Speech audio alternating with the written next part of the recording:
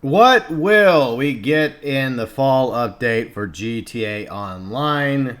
That is a very good question for an online mode that has been around for coming up on 8 years now. So one thing that I think that's going to be a factor in what the update is going to be as opposed to what it was going to be is the fact that the GTA 5 Enhanced Expanded Milk Edition was delayed. Original release date was November 11th. It's been pushed back to March 2022, which means that if there was content that was going to be part of GTA Online post GTA 5 Milked Edition, it might have to be delayed as well till March 2022. But chances are there's still going to be a fall December update to GTA Online.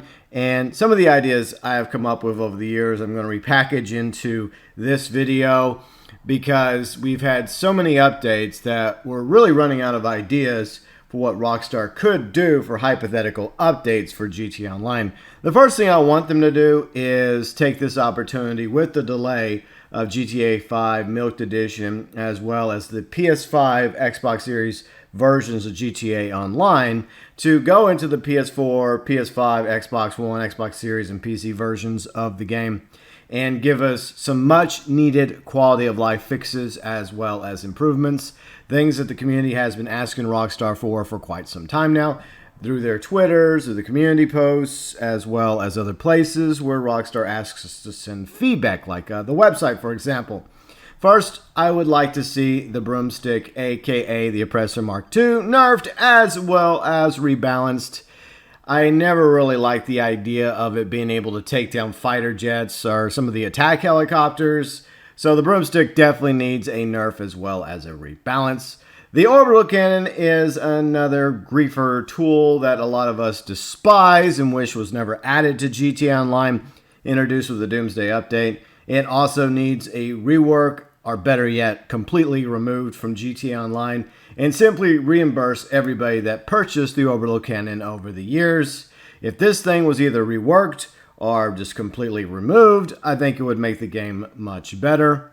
Now I want to talk about some PvP tweaks and changes. Even though I'm not really much of a PvP person, I do think that there's some changes Rockstar could do to overall vastly improve PvP and make it a much more enjoyable experience for the average player in GTA Online. First off, stop players from being able to use God Mode as well as Save Wizard. If Rockstar could find ways to punish those that use God Mode and Save Wizard, such as the orb spammers, then that would make the community overall much happier with Rockstar when it comes to the current state of GTA Online. Less God Mode glitching and doing away with however they're able to use Save Wizard would be a major plus for the game.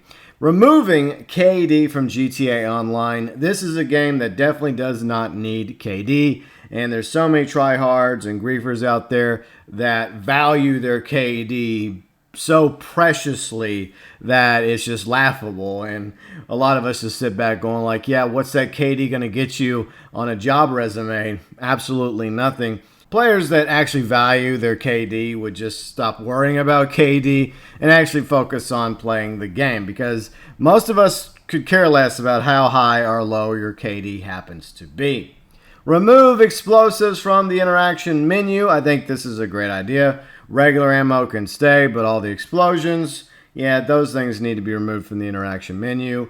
And this is one I don't know if Rockstar is even able to fix, and this is an annoyance a lot of us have had since the beginning of GTA Online when we first started PvPing in the lobbies. No cops for PvP. So if you're just fighting another player, right, you're just doing like a sniping war or a rifle war or whatever you're doing, and you're shooting at each other and killing each other, why do the cops need to be involved in that? If NPCs get killed and explosions happen and destruction, then I can understand why the cops would be called in.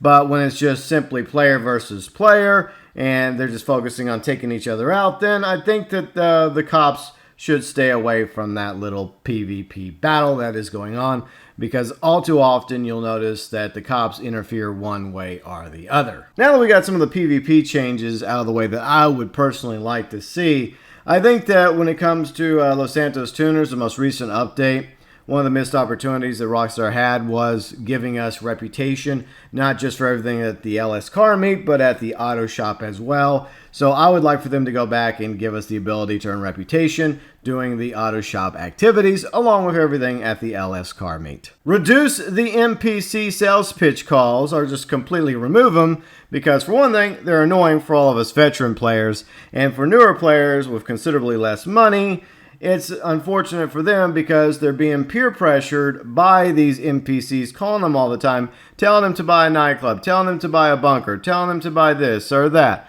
And it's obvious why Rockstar does it. I talked about it a few days ago. They're trying to get people to buy shark cards. And I think that's a terrible practice. So I think that the NPC sales pitch calls should be completely removed. And the final quality of life fix change I'm going to include, I know there's probably quite a few out there that you would like to see as well. Feel free and put them below in the comment section. I think that Rockstar should make it to where players can only have a submarine or a yacht out at a time, not both, because that has been abused by certain players parking their submarines right by their yachts whenever they're firing missiles at random players.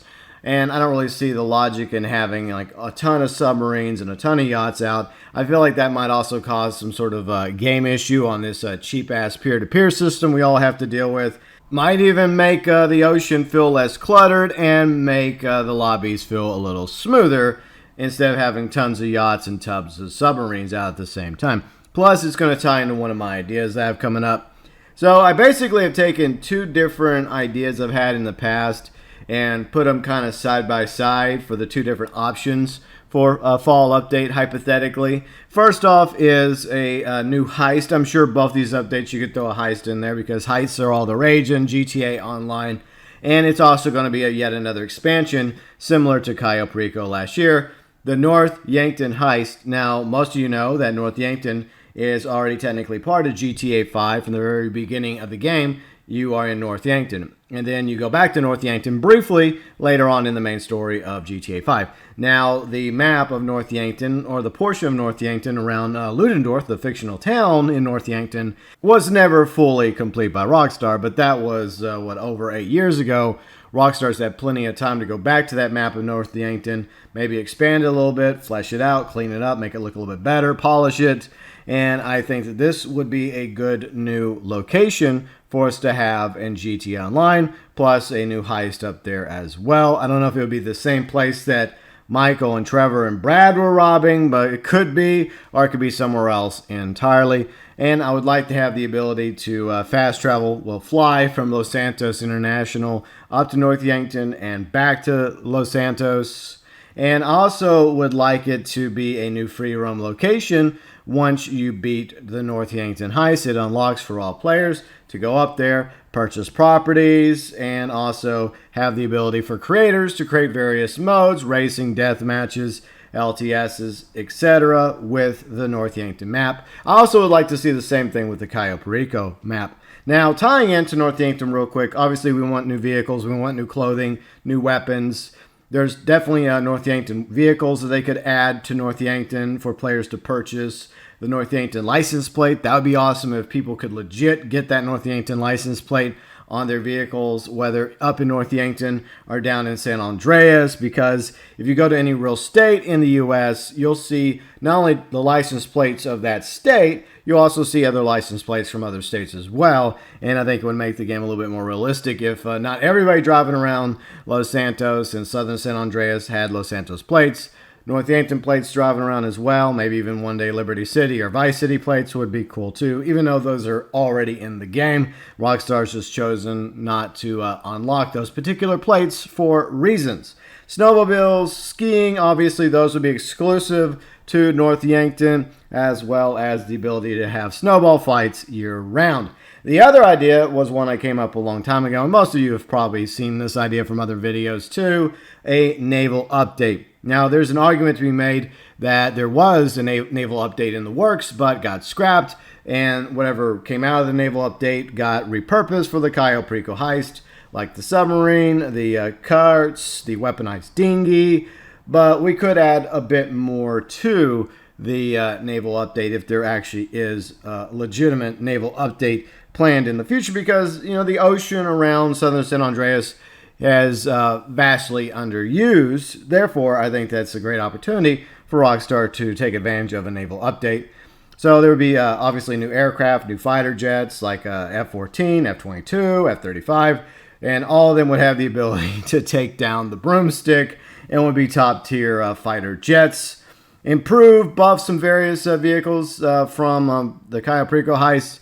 Like, for example, the Kurtz definitely needs a buff, and maybe add an additional attack PT boat along with a weaponized hovercraft, and an attack mini-sub would be awesome as well.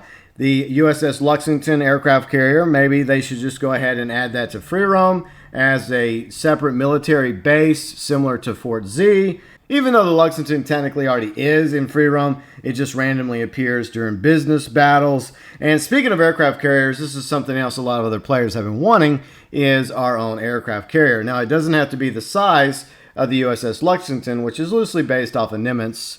They could have a World War II era smaller aircraft carrier as a property for players to purchase, which would also serve as a second hangar to put aircraft and helicopters in, because a lot of the pilots in GT Online have been wanting more storage space for their aircraft as well as a second hangar. Some have been wanting the ability to have two hangars, one in LSIA as well as one in 4Z. I like that idea too. And the ability to own our own World War II aircraft carrier and have it, move around the map similar to the yachts and the submarines would be awesome. And this goes back to one of my quality of life requests, is that you would only have the ability to either have a submarine, aircraft carrier, or a yacht out at a time. You'd have to decide which one of those vessels you want, and the other two would quote-unquote sit in storage until called up. Along with the World War II aircraft, we'd have the ability to name it and have various flags to choose from, some improvements, upgrades, cosmetic customizations, of course. And like I mentioned, it would be awesome if we had the ability to move our aircraft carrier around the map as well, similar to, once again, the submarine and the yacht, as well as the other content we expect from updates in the game. New cars, new clothing, maybe even a new weapon, a new rifle, a new machine gun, something else like that. Or perhaps some older GTA weapons that we've been wanting to see added. Flamethrower, the katana, chainsaw, etc. So there you go. That is my fall 2021 wish list. First off, I think this is a great opportunity for some major quality of life fixes and improvements. Some things I mentioned, some things you'll probably mention as well, along with two separate ideas for an update. We've just had so much content added to GTA Online over the nearly 8-year period that it becomes a little bit more difficult to come up with something newer.